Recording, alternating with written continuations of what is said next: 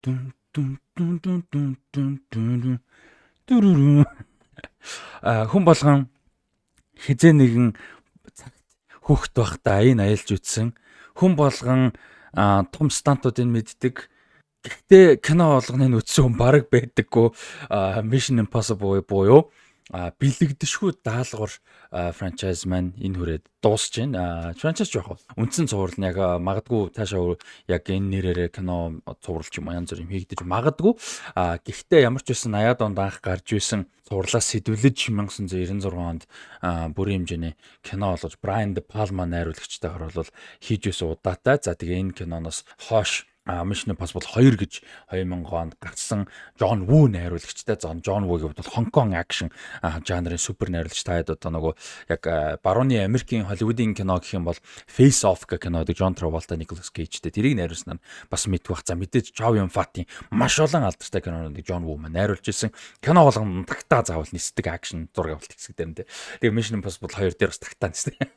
Тэгээд Mission Impossible 1-ээс эхлээд Том Круз өөрөө яг продюсераар л ажиллаж байсан. Гэхдээ Mission Impossible гэдэг нэр лицензийн ирэх болвол айгүй өөр олон компаниуд, олон продюсерудаар дамжсан Том Круз гэхдээ байнгын оролцоотой байсан ирсэн. За тэгээ 2000 онд гарсан Mission Impossible 2 гарсны дараа болоод бас хэсэг шинжлэх шаардлага айгүй их гараад тэгээ 3 гараад.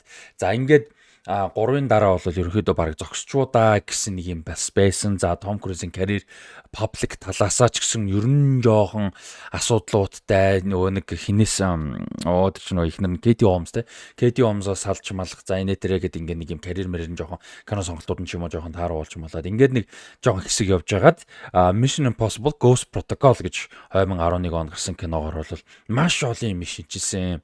2010-ад оны spy action thriller ийм том epic үйл явдалтай, том станттай тийм ийм кинонуудыг бол одоо сэргээсэн гэж хэлж болно. Яг өмнө байгаагүй гэсэн үг биш. Гэхдээ сэргээсэн. За энэс хойш одоо Fast and Furious-ийн кинонууд, Bond-ийн кино юу гэдгийг тийм том төсөвтэй, том action станттай кинонууд бол одоо Mission Impossible-ыг давах гэж, дөхөх гэж үзээд юу ихэнх нь бол бараагүй би бол давсан гэж хэлэх кино. Цөөн гэж бодож байна. За тэгээ Rogue Nation, Fallout гэд ингээд үргэлжилсэн. Би бол Mission Impossible-ыг нэг тийм 3 хуваагаад байгаа байхгүй. Эхний 2, тэгээ 3 дахь кино. Тэгэнгүүтээ 4 буюу Ghost Protocol-оос хойшоогоо одоо саяны дуусж байгаа Final Reckoning.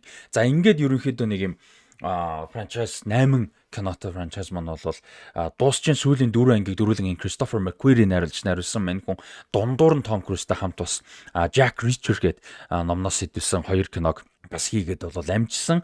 За Ghost Protocol-ыг бол одоо юугаараа алдартай Pixar-ийн анимашнуудыг одоо мундаг найруулснараа алдартай Brad Bird гэж найруулагч бол найруулсан байдаг. Ялангуяа The Incredibles Ratatouille 2-оор мэдэх бах. За бас өмнө нь бол The Iron Giant гэж одоо үнэхээр гайхалтай хайр урмаар мундаг анимашнууд хийсэн байдаг. Тэгээ мань хүний анхны бодит зураг авалттай буюу live action кинон Ghost Protocol байсан. За иймэрхүү байдалтай. За тийм франчайз маань бол дундаа уур амьсгал, хийц, стил зохиол, ач холбогдол, за мэдээж оролцож байгаа хүмүүс, за тэгээд эрх мэдэл, санхүүгийн зөрчилдөө наан цаана дэлгэцсэн дээр болон дэлгэцнээс гадна маш олон зүйлийг үзсэн. Мэдээж ковид байж байгаа тийм. Айгу олон асуудлууд бол байгаа. Одоо шинэ Mission Impossible Dead Reckoning Part 1, Dead Reckoning Part 2 гэж ууг нь гарах гэжсэн тийм. Тэгээ одоо бол нэг жоохон awkward болсон тийм. Mission Impossible Dead Reckoning Part 1 гэснээр хоёр дахь нь Dead Final Reckoning гэх юм болсон тийм. Яг аль бисний нэрээр. Тэгээ энэ хоёр бол бүр хаа байсан 21 2 онд уулна гарах хэвээр бүр оригинал төлөвлөгөө нь бол тийм байсан. 21 онд 7, 22 онд 8 буюу одоо бидний өнөөдөр ярилцах гэж байгаа энэ кино маань бол 22 оны за 105 билүү 6 сард байсан. Гарах хэвээр байсан анх. За тэгээ мэдээж ковид болсон. Ковидоос хойш 2 том киноны төсөв айгу нэмэгдээлсэн. Тэгээд ковид гайгүй болсны дараагаар буцаад үргэлжилж явж байхад нь 23 он бас мэдээж дэлгэцийн бүтээл дэлгэцийн зохиолчд болон дэлгэцийн бүтээлийн жүжигчд айл нь тусдаа 2 нэгдэл байдаг. Айл нь ажил хайлт зарлаад ер нь 23 оны юунаас 5 сараас юуны хооронд бол 24 оны билүү дээ. Яна оны марчаад 23 билүү 4 он санагдаад байна. Намар хүртэл бол ер нь том кинонууд зураг авалт юм бол ерөөсөө яваагүй. Ийм асуудал бол гарах үед бол гарсан 23 он санаж байна. Тийм. Тэгээд иймэрхүү маш олон зүйлийг туусан франчайз маань бол одоо ингээ 29 жилийн дараа 29 жил яг л 29 жил юм байна. Ер нь бол ингээд дуусч байна. За Өнөөдрийн видеоны 3 хэсэгтээс бүрдэж байгаа. За эхлээд бол сая нэг товчхондоо зүгээр франчайз ярьчих гэж бодсон. Одоо энэ дээр нэг ганц хоёр зүйл нэмэн. Тэгээ хоёрдугаар хэсэгт бол хэдүүлээ яг Final Reckoning киногоо ярив. Тэгээ сүүлийн хэсэгт бол Mission Impossible одоо кино франчайзын юу кино болол 8 киног бүгдээрийн tier list-ээр жагсааж үзье тийм ээ. Ямар хуу киноны ямар хэсэгт норох гэдэг сонирхолтой. Нэрэ тэр телевизэн цуврал нь 66 оноос цуврал юм биш үү? Spy action тийм ийм тагнуултай action цуврал бол 66 оных 7 бүлэг гарч ирсэн. 66-аас 73 онд гарч ирсэн. Тэгээ 88 онд 2 season шинээр хийж исэн юм байна. Одоо шинэ цуврал болгож хийж исэн юм. Тэгээ би 80 он гэж сонссон юм биш үү? Тийм. Ийм юм байна. За яг энэ франчайзыг би ярьж байгаа нэг шалтгаан юу гэхээр миний хувьд хамгийн хайртай франчайзууд юм байна. Нэг хамгийн өндрөөр үнэлдэг, хамгийн ингэж хайрлж үздэг, хамгийн гоё санагддаг ийм франчайзууд юм байна. Нэг байгаа. Тэгээд сонирхолтой нь яг мэдээж үргэлжилж байгаа. Ялангуяа энэ сүүлийн киноноос бусдын дээр бол хоорондоо яг юм заавал холбоотой одоо заавал үзэх ёстой холбоотой зүйлс баг байгаа. Мэдээж байгаа. Гэхдээ маш бага. Заримдаа одоо чи Mission Impossible 1-ээс 2, 2-оос 3-ын хооронд бол бараг 3 өөр ертөнц, 3 өөр дүр, 3 өөр кино юм шиг ийм болол байдаг. Гэхдээ тэр бол яг тухайн цаг үеийн кино урлаг, pop соёл, хөгжим маш олон зүйлээ өөрчлөгдөжсэний шалтгаан л да тийм ээ нөхцөл байдал тэрнээс бол хамаарж байгаа. Тэр нь бас нэг бодлын гоё байдаг үзэхэд бол тэгсэн мөртлөө яг цөмдөө нэг зүйл хийвэрэ. Яаж ч эргэн тойрондох нөхцөл байдал нь өөрчлөгдөжсэн гэсэн хиний Том Крузийн Ethan Hunt гүйжил байна.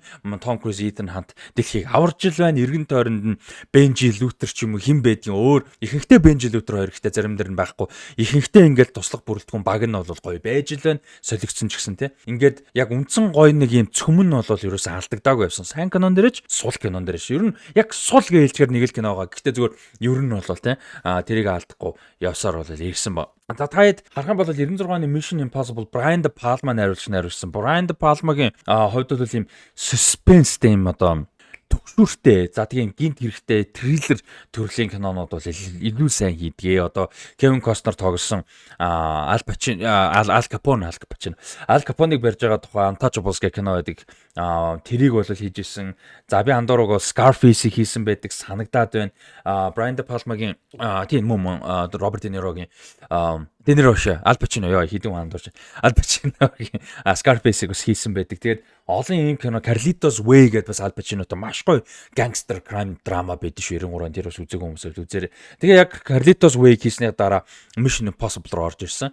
Тэгээ Mission Impossible-ыг харах юм бол яг нэг юм Brian De Palma-гийн action тийм юм триллер мэдрэмж тэгээд болж байгаа үйл явдал нэгхэн одоо өрнөл нэгхэн дөрвөн үйл. За энэ нөхцөлд бол одоо Ethan Hunt энэ нөгөө юуны CIA-ийн нууц волт руу те орох гэдэг ч юм уу тэр сцен мэн бол бүр кино урлагт яригдгаар iconic сцен шүү дээ тийм ээ тэр мөрний хийц бол үнэхээр супер байдаг. Тэг яг тийм юун дээр suspense tension буюу одоо төгшүүр одоо төгшүүрээс ч юм ингэчгүй тэгчгүй гэх нэг ингээд хамаг би хөлөр бүр ингээ хамаг би чангалаа үздэг шүү дээ. Ялангуяа театрт тэр мэдрэмжэн дээрс маш сайн суурилж чадсан юм кино болоод. Тэгэнгүүт 2000 оны Mission Impossible 2 яасан бэ гэхээр Matrix гарцсан байсан. 90-ад оны сүүлээр ер нь бол кино урлаг нэлээд өөрчлөгдсөн. John Woo том болчихсон байсан. Hollywood руу орж ирж байгаа. Тэгээд том болсон. Карьер нь том болсон. Тийм. Ийм байсан. Тэгээд нэг юм Bond тэр үед Bond ч одоо их юм Pierce Brosnan байлаа. Тэгээд Pierce Brosnan-ы дөрвөн Bond бол нэг юм cool suave гэдэг штэ нэг юм cool хүүхэн яг угаасаа Bond хүүх хэрэлдэгтэй нэг юм өөр тэ Timothy Dalton ч юм уу Sean Connery дөхтүүдээс арай л өөр нэг юм орчин үеийн нэг юм сүртэй сериосны биш. Тэгээ сериосны биш байгаа нь улам cool тэ нэг ингээд ням тоож модог ингээл танк унчаад явж байгаа л ингээл өсмөс нь юм кулэр аж юм тэ нэг тийм одоо реалистик ч юм уу тийм зүйлээс хол ийм одоо акшн жанр бол айгүй их түгээмэл болж исэн. За Matrix арай жоох өөр л багтал та. Гэтэ Matrix гарцсан байсан үе гэдэг утгаар. За ингээд иймэрхүү орчин нөхцөл за мэдээ John Woo ч гэсэн орж ирээд иймэрхүү соёлын кино урлагийн мэдрэмжийн юм хүрээнд бол Mission Impossible 2-ыг хийсэн. Тэгвэл манай хүн чинь нэг юм хөөхөмсөг баг юм. Ер нь нэг юм бондор хуу болох гэж үтсэн те хад мадан дээр ингээл зүгээр одоо чинь дараа нь болон өмнөх Mission Impossible-ийн кинонуудын том стантуудыг харж штэ стантуудыг те. Тэднийг харахаар ингээд зур кул байхын төлөө биш байхгүй те. Ямар нэг зорилгын төлөө ямар нэг юм хийхин төлөө амин гарахын төлөө ч юм уу ер нь амин гарах гэхээс л ямар нэг хүн юм аврахын төлөө те маш том зорилготойгоор өөр аргагүй нөхцөлд амар юм дандаа хийж байгаа. Тэнгүүд Mission Impossible 2 дээр зүгээр кул байхын төлөө хийж байгаа маяг өгөх байдаг. Тэгээд яг хуу сул боловч ер нь бол яг сул л та. Гэхдээ муу кино гэхэд бас айгүй хэцүү. Би түрүү муу гэж хэлсэн үгүй. Гэхдээ сул талтай л та. Гэхдээ муу гэд хэлчихээд бас хэцүү айгүй сонирхолтой. Тэгээ 3 болохоор яасан бэ гэхээр 3 жилийн дараа буюу биш 6 жилийн дараа буюу 2006 онд гэхдээ тэр хоёрын хооронд Bourne-ы 2 кино гарсан байсан. Bourne Identity, Bourne 3 Ultimate 2-ын нэрийг за цэжэр марчаад байна. Гэхдээ ямар ч байсан Bourne-ы 2 кино. Тэнгүүд Bourne киноны оруулж ирсэн юм юу вэ гэхээр юм амар юм хурдан камерын хөдөлгөөнтэй маш dark айгүй сериосны тэгээд гол дүр маань өөрөө одоо юм супер хүн биш. Тэ ингээд одоо Bond биш тэ одоо Pierce Brosnan-ы Bond биш. Mission Impossible 2-ын Ethan Hunt биш одоо Chow Yun-fat биш тэ өөр юу байдгийг. Ийм Nicolas Cage, action Nicolas Cage биш те. Ийм болол одоо бол илүү Die Hard шиг гэхдээ илүү dark. Die Hard дээр ч юм бол одоо манай хүн чинь айгүй юм энгийн хүн гэдэг point нь айгүй их байдаг шүү дээ. Die Hard нэг дээр ялангуяа те. Хэдийгээр манайхаар хатуу самар гэж орчуулж байгаа. Хэдийгээр жоо хатуу самар гэж орчуулсан бас гоё орчуулга. Die Hard гэж байгаа боловч ер нь бол тийм. Тэгэнгүүт 3 дээр бол ингээд хамаагүй dark, хамаагүй serious, хамаагүй юм ер нь өнгөний хувьд ч dark ер нь бол киноны хувьд анзаарах юм бол 3. Тэгээ Philip Seymour Hoffman гэж одоо жүжигчний хувьд том жүжигч оруулж авч байгаа. Тэгээ Оскар гэж яригдах. Одоо бол хөрхийн нас урсныхаа дараа нас урсан амьд сэрүүдэн ч гэсэн нас урсны дараа ч гэсэн Philip Seymour Hoffman-ыг бол одоо кино урлагийн домог гэж бол дэлгэцэн урлагийн домог гэж яргаад хинч буруудахгүй угаасаа тийм одоо тэгж яригдахаар юм хүн. Тэгээд ийм жүжигч оруулж байгаа нь хамаагүй өөр жинтэй болол болгож исэн. За ингээд киноны хиц мэдээж акшн кул юм байгаа. Гэхдээ өрнөл зохиолын хувьд бол хамаагүй dark, хамаагүй serious, хамаагүй хүчтэй ийм бол болсон. Гэхдээ box office бол яг үнэндээ сайн яваагүй. Тэгээ гол нь айгүй өндөр өртөгтэйсэн. Тэр үед 2006 онд Mission Impossible 3-ыг 150 сая долларын өртөгтэйсэн. Тухайн үед кино урлагийн түүхэнд хамгийн өндөр өртөгтэйсэн кинонуудын нэг болж исэн.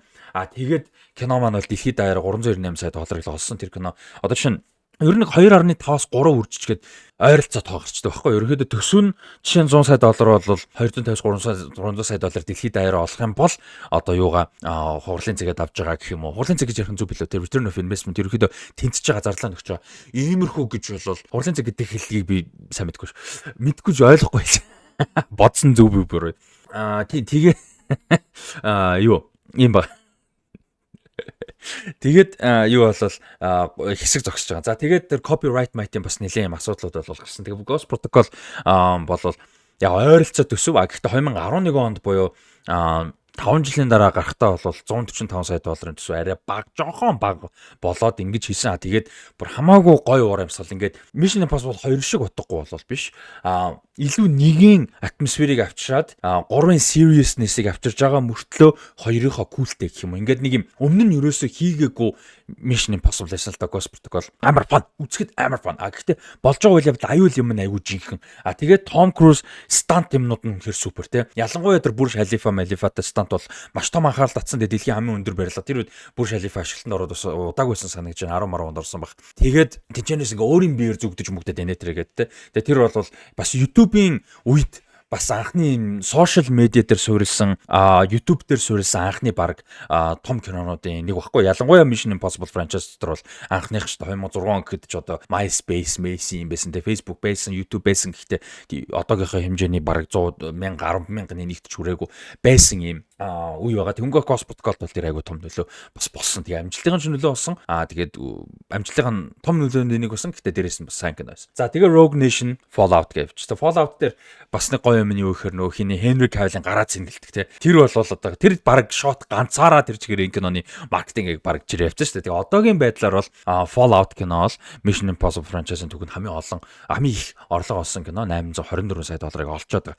За ингээд нэг иймэрхүү байдалтай гэсэн. За Final Reckoning сая ингээ гарч байна. Одоогийн байдлаар юуныхаа түүхэнд franchise-га түүхэнд хамгийн өндөр орлоготойгоор нээлттэй хийсэн байлээ. Тэгээ яг одоогор бол дэлхийд арай Lilo & Stitch-ийн remake хамгийн их мөнгө олж байгаа ч гэсэн яг ард нь бол Mission Impossible-ын сайн хурж байгаа юм байлээ.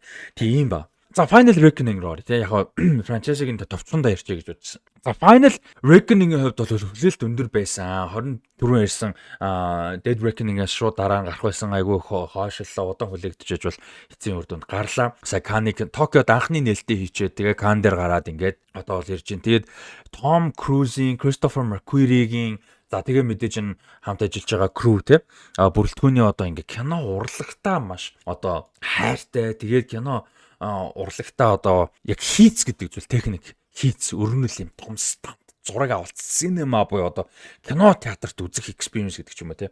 Ийм тал дээр ямар одоо сэтгэл их гаргаж ямар их авьяастай ямар их одоо мэдрэмжтэй хүмүүс вэ гэдэг энэ киноноос бол үнэртнэ мэдэгднэ. Ер нь юуг Ghost Protocol-ыг хийж ирснээс хойш за энэ том стантуудаа хийж ирснээс хойш бол тэр бүр их мэдэгдэж байгаа. Зөвхөн стантаар бол биш. Акшн хэсгүүдээр ч юм уу одоо яаж нөгөө л теншн гэж ярьжсэн тэр төгшүүр одоо төгшүүртэй юм нөхцөл байдлыг бүрдүүлж байгаа гэх мэттэй иймэрхүү зүйлүүд. За тэгээ кинон өөрөөгөө толгой хэмжээнд жоохон фан байлгах те болж байгаа үйл явдал амар ridiculous буюу одоо хэтрүүлэхтэй ч юм уу те одоо бид нар ярьдаг бол паналтай иймэрхүү байсан ч гэсэн тэрийг яаж гоёор мэдрүүлэх үү гэдэг тал дээр бол сүүлийн хэдэн кинонууд маш сайн байсаар бол ирсэн. Тэрэнд бас айгу байлдаг зүйлүүд байна. За Final Reckoning руу орох гол франчайз ярьчаад байна. Тэгээд Final Reckoning үзлээ. Спойлертай бол ярихгүй. Тэгтээ Final Reckoning-ийн хувьд бол яг энэ франчайзын анхны яг нэг юм холбоотой кино. Яг өмнөх кинонуудаа бүгдийг нь одоо холбосон. Ер нь бол баг бүх киногоо бол холбосон юм кино байж байгаа. Тэр нь зарим хүнд сул тал болсон. За юу вэ гэхээр зарим хүнд бол хүчээр холбосон юм шиг. Тэгэхээр зарим хүнд бол ингээ айгүй олон зүйлийг хүчээр одоо яг энэ киноных нь яг энэ үйл явдал нь шууд өрнжихгүй айгүй олон зүйлийг холбоод ингээд яваад байгаа нь зарим хүмүүст бол бас таалагдаагүй байх магадлал өндөр. Ер нь тийм хүмүүсийг ч бас сонссон харсан уншсан. Надад бол гоё байсан. Гэхдээ миний хувьд бол би өөрөө амар том фэн нь үнэхээр хайртай. Тэгээд ингээд хэд хэдэн жилдээ нэг удаа ингээд бүтэн үздэг ийм гоё франчайз учраас надад бол гоё байсан.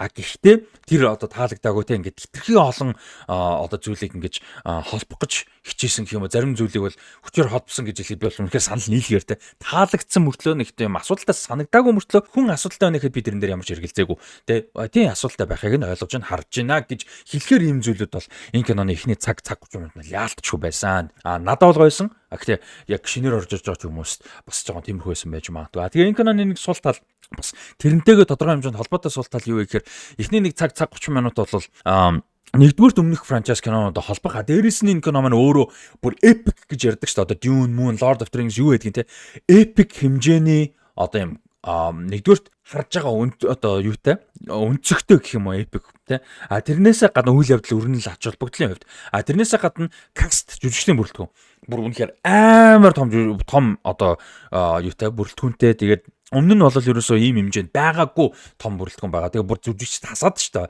Vanessa Kirby жишээ нь байхгүй.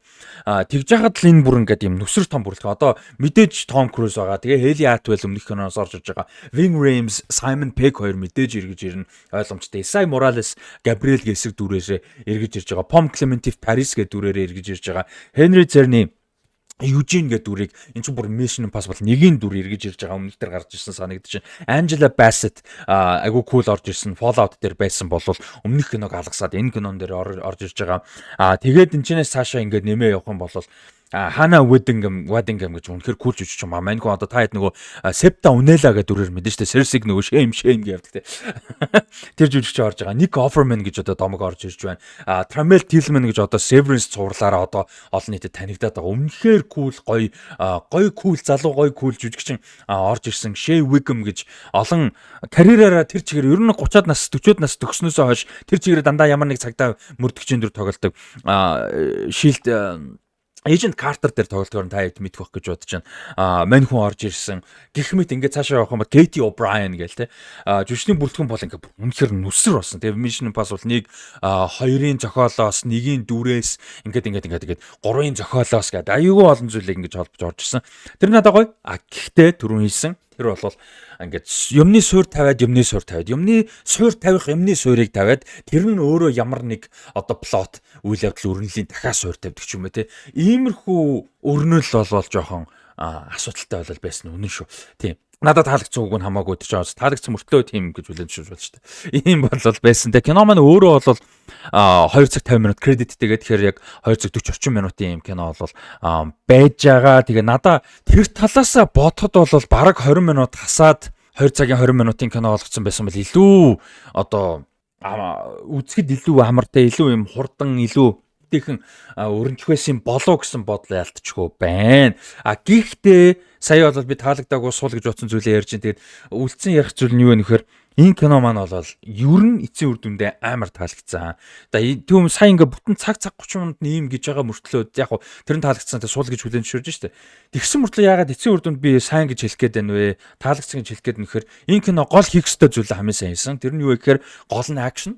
Тэр гоё акшнуудынхаа одоо суурийг сайн тавих яг юу болоод тэр акшны одоо нөгөө нэг бахан плантай сценүүд яваад шүү дээ тий. Юмны суур тавьж байгаа юмны суур тавьсан гэж гомдолж байна. Тэгж байгаа мөртлөө тэдний чинь бас авч холбогдлон байхгүй ш байгаа байхгүй. Тэрний юу юм бэ гэхээр ингээд том акшн болох гээд байна. За тэр акшн боллоо. Тэнгөт тэр болохын өмнө тэр акшн яг ямар зорилготой юм? Хин тал байгаа. Ямар талууд юу өгсөд байгаа. Юу хийх ёстой юм? Юу хийж чадахгүй бол юу болох юм? Тийм юм болчвол энд аюултай юм, юунд аюултай юм? Тийм болж чадах юм бол хин ялахын хохирохын Тэрийг бол маш сайн тавьдаг. Тэгээ энэ дээр яг хэтрүүлсэн зүйл байгаа нь үнэн. Гэхдээ тэрийгээс сайн тавьсан тий. Хэтрүүлсэн ч гэсэн. Тэнгүүт яг ингээд зөвхөн сүүлийн гэхлээр дунд акшн хийхсүүд мэдээж байж байгаа. Тэнгүүт яг энэ том акшн сет пис ялангуяа сүүлийн 30-40 минут бол бүр ингээд сандланаасаа хөдлөхгүй бүр ингээд шигдээ бүр ингээд хамаг бийж байгаагаар бүр ингээд амар одоо юутайгаар одоо төгшүүрхээр аимшигын кино энэ триллер юм шиг болох гээд байна л да. Тэрнээс өөр төрлийн одоо юм теншнтэй үзэж байгаа байхгүй юу те. Тэр бол ингээд үнэхээр cinema experience том дэлгэцийн мундаг гоё дууралтаар том дэлгэцээр те хүмүүстэй хамт ингэж үзхийн гоё туршлага, гоё мэдрэмж тэр гоёыг бол энэ кино үнэхээр тултал мэдрүүлж чадж байгаа. Тэгэхээр ямар санда одоо эхний нэг цаг 30 минутанд тэр чигээр муу биш шүү. Би зүгээр л тэр өрнөлийн нэг юм тайлбарлалтыг л яриад байгаа шүү. Түүнээс биш акшн кул хэвээрээ шүү. Цаг 30 минут. Гэхдээ зүгээр тэр нэг юм тайлбарлалтыг жоохон зурсан гэдэг байгаа зүйлийг тэр чигээр мартаж болохоор байгаа байхгүй. Тэр чигээр нь мартаад тэр чигээр ерөөсөө проблем биш төгсгөл нь. Төгсгөл рүүгээ ерөнхий төгсгөл рүүгээ ганц төгсгөлийн акшн болчих. Иймэрхүү бол байсан. Тэгээд зүгээр яг зохиол яг Mission Impossible кинонуудын зохиол бол нэг тийм зүрхтэй мундаг амар юм бол байх шаардлага баг шүү дээ яг үнэндээ. Гэхдээ л мэдээж зохиолыг ярихад Final Reckoning-ийн хувьд бол яг сүүлийн хэдэн кинонууд дундаа арай жоохон сулдаа орноо. Зарим нэг зүйлүүд бол одоо аюул danger те болох гээд байгаа юм гэдэг ч юм уу. Тиймэрхүү зүйлүүд нь хитрхи одоо юу гэдэг юм бэ? Кинон өөрөө хитрхи сүртэй хүлээж авсан гэх юм уу? Яг сүртэй зүйлэл байгаа юм л да. Тэрийг сүртэй үзүүлж байгаа хэсэг нь болохоор Angela Bassett одоо ерөнхийлөгчийн дүр тоглож байгаа. Тэр дүр одоо юу яаж байгаа? Тэр дүрийн эргэн тойронд болж байгаа үйл явдалтай эсцгүүд тэр одоо аюул нь ямар аюултай нүсэр том амар юм бэ гэдгийг хангалттай мэдрүүлээд байгаа хгүй. Тэр нь зөв мэдрүүлэх нь зөв те. Гэхдээ нөгөө сторинууд нь дахиад тэрэн дээр нэмээд одоо AB plot гэдэг шүү дээ те. Тэрэн дээр нь ингээд нэмээд явчихгоот тэр нь хитрхи serious болчиход байгаа юм шиг санагдаж байгаа зүгээр ингээд. Аюултай юм аюултай ч гэсэн өмнөх кинонууд дээр хичнээн serious юм болоод байсан ч гэсэн нэг юм киноныхоо фан нэг тийм гой өрнөл юм хөнгөн авч явж давхар ингээ балансыг айгу сайн барьж чаддаг байсан бол энэ кинон дээр тэгэж балансыг сайн барьж чадаагүй гэж бодож байна. Нэр нэг сонирхолтой юу байсан юм бэ? Reference байсан юм байна. Angela Bassett-ийн дүр болохоор ерөнхийлөгч байгаа шүү дээ. Өмнө нь CIA-ийн одоо захирлаар ажиллаж исэн. Тэгээд одоо энэ дээр ерөнхийлөгч болсон байгаа. Тэгээ энэ дээр нэг George H.W. Bush гээд юу гарч байгаа. Хөлөг онгоц гарч байгаа. Нөгөө байлдааны нисэх онгоцнууд яадаг авч явдаг air carrier гэдэг ч тийм хөлөг онгоц гарч байгаа. Тэгээд бодоцсон жинжин маш reference юм биш үү? George H.W. Bush буюу одоо бидний нэрлж сурснаар бол эцэг Bush. Эцэг Bush ч CIA-ийн захирал байж байгаад Америкийн ерөнхийлөгч болдог ч тэгээд энэ дөрөөс тийм юм байна. Тэр бас анзаарсан. Сая анзаарч байна. Тэгээд юу талаасаа emotional гэдэг талаасаа бол энэ кино яг юу бол байж чадаагүй. Fallout шиг ч юм уу, Mission Impossible 3 шиг ч юм уу те. Тэр хэмжээнд бол арай байж чадаагүй. Яг stand том action тэгээд төгсгөл гэдэг талаасаа бол үнэхээр гоё чадсан. Тэгээд би түрүүлсэн яг энэ франчайзынхаа кинонууд донд бол хамгийн бусад кинонуудтайгаа холбоотой юм кино байгаа. Гэхдээ яг аль нь ч үзээгүйсэн үзэхэд болохоор л доо. Тийм ч учраас opening одоо сценийх нь баг ихний 4-5 минут бүх юм баазж байгаа. Тэр нь үдсэн хүмүүс заримдаа таалагддаг баг. Гэхдээ үзээгүй үзэхэд бол боломжтой гэсэн. Тийм учраас ерөнхийдөө төгсгөл болгож баазж байгаа гэдэг утгаар бол айгүй боломжийн сайн төгсгөл байсан. Энээс өөрөөр, энээс сайнаар, энээс том станттай, энээс өөр станттайгаар дуусгах гэдэг бол хэцүү. Яг том энэ кинонд байгаа стантууд өмнөх зарим нэг одоо Бурж Халифагаас дүүжлэх ч юм уу те. Юу гэдгийг байшин дээр үсэрж байгаа шагаагаа хуулчаад жигнэсээ гүөх гэдэг шиг зарим нэг стант нь бол одоо жишээ нь юун дээр Dead Reckoning дээр мотоциклоор нисдэг ч юм уу те. Тэр мөрөн шиг стант бол байхгүй. тэрэн шиг гэдэг нь юу вэ гэхээр нэг юм нүсэр санагдуулсан стант бол байхгүй. Нүсэр санагдуулсан. Гэхдээ төгсгөлийн том стант одоо яг үндсэн постэр дээр байгаа тэр доошоо харцсан явж байгаа онгоцон дээр зүгтсэн байгаа.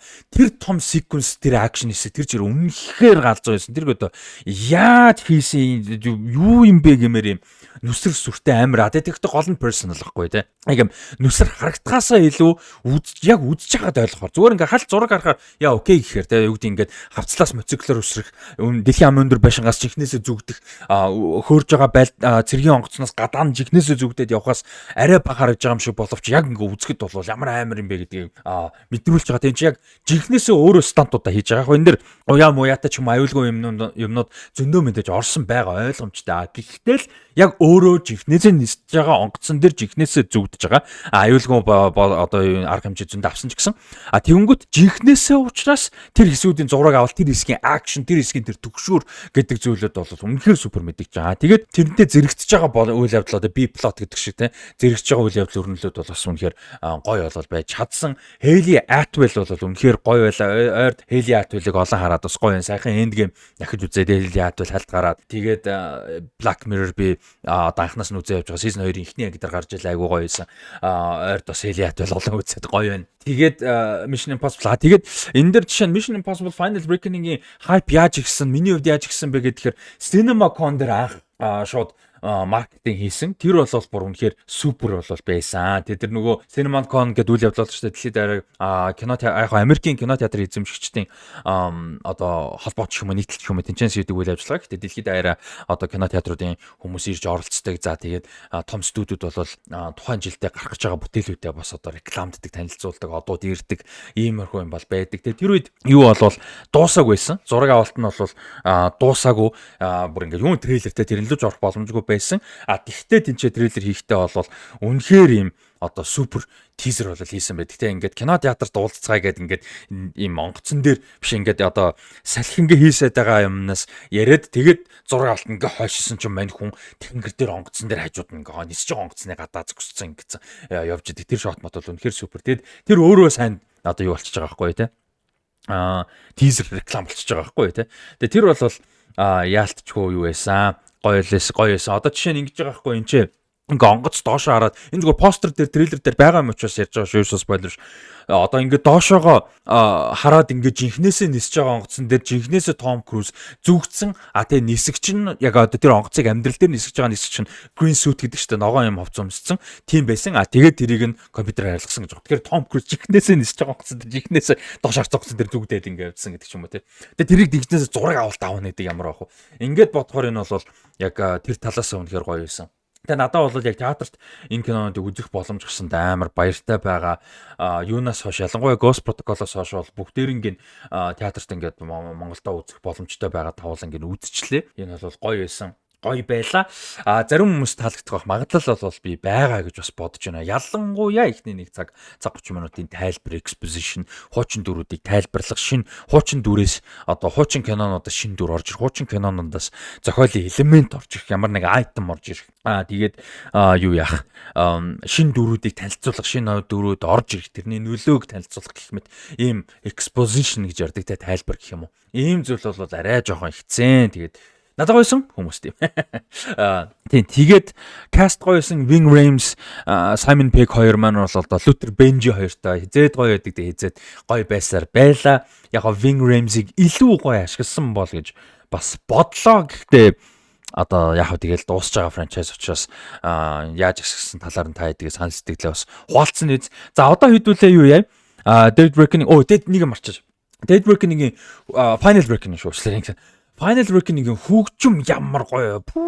Max Arush, Alfie Godfrey гэж хоёр хүн хөгжмийг бичсэн юм байна. Тэгээд хөгжим үнэхээр супер байсан. Яг мэдээж өмнөх кинонуудын хөгжмийн элемент бол орж ирж байгаа. Энэ хоёр юу яасан юм байна. Дундор нь өөр хөгжмийн зохиолч өмнөх хоёр кинонд дээрж хөгжим зохиолч гартсан учраас энэ хоёр орж ирсэн юм байна. Тэгээд хөгжим бол айгүй гоё байсан. Яг тэр нөгөө нэг болж байгаа үйл явдал өрнөл юмнуудаа үнэхээр ийм кул бол байж чадсан. Тэгээд яг гол аюул гол юмнуудын бол нэх сүртэй series хүлээж аваад хэрэггүй гэж бодож байна. Гэхдээ дээрэс нь бас нэг сонирхолтой юм. Цөмийн аюул гэж нэг юм байгаа. Угаасаа трейлер дээр нь хальт гарч байгаа. Тэгээд өмнөх кинон дэр ч гэсэн дурддаг.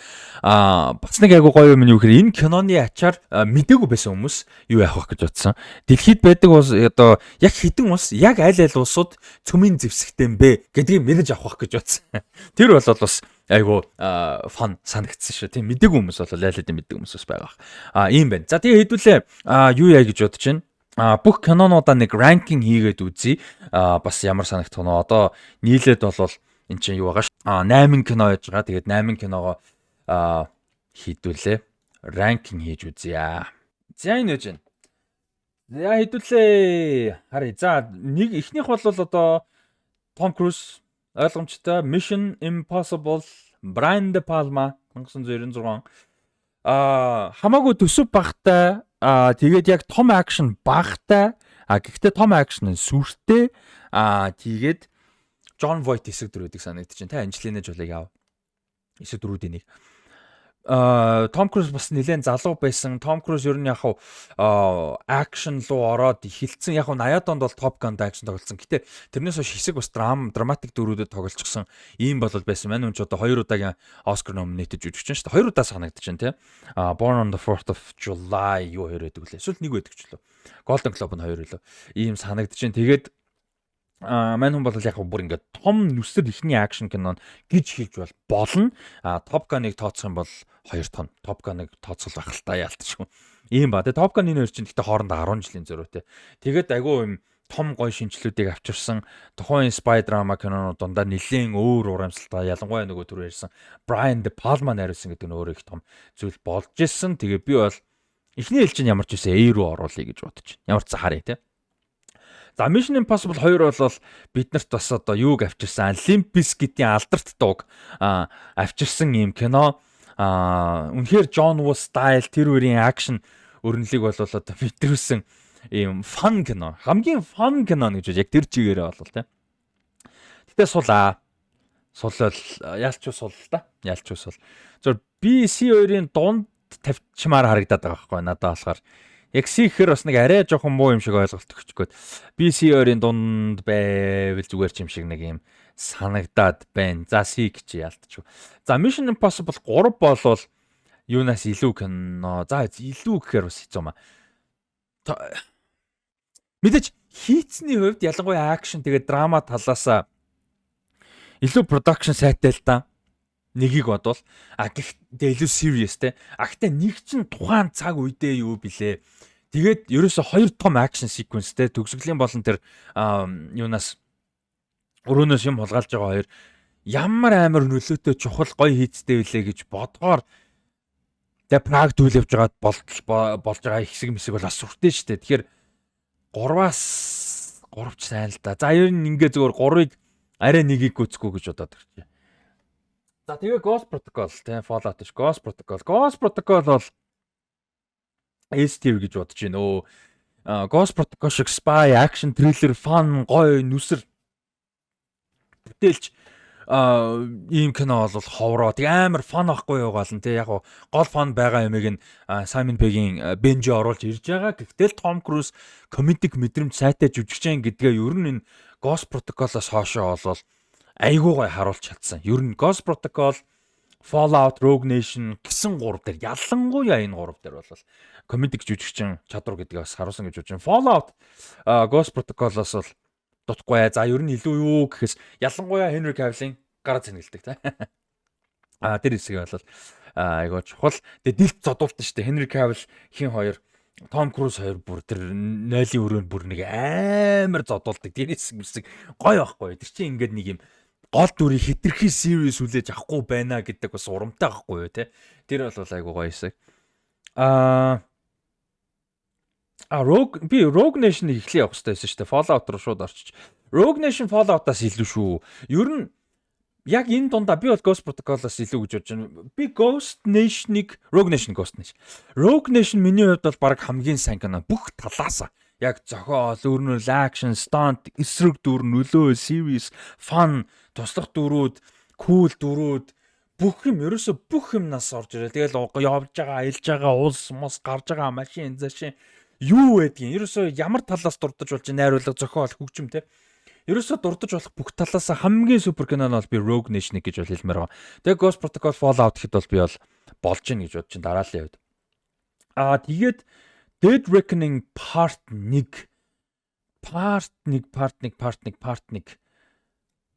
За Dead Reckoning Part 1 гоё. Яг энэ Mission Impossible 1-ийн нөлөө амар өндөр байна л да. Mission Impossible 1-ийн нөлөө өндөр хий байна. За ер нь энэ л юм байна л да. Mission Impossible 3 үнэхээр драматик гоё гэхдээ.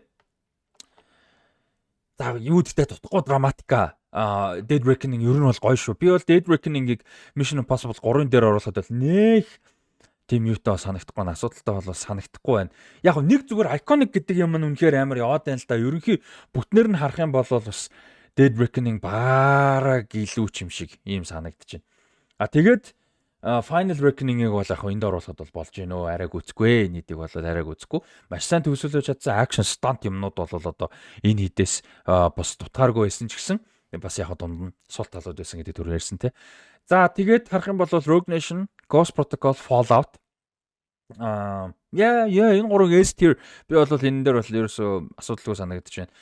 Тэгээд iconic гэдэг утгаараа тэг муу бол биш угаасаа сайн. Гэхдээ хамгийн гол нь iconic гэдэг утгаараа Tom Cruise Mission Impossible би одоо нэгийг зүгээр заавал Tom Cruise гэж хэлдэг.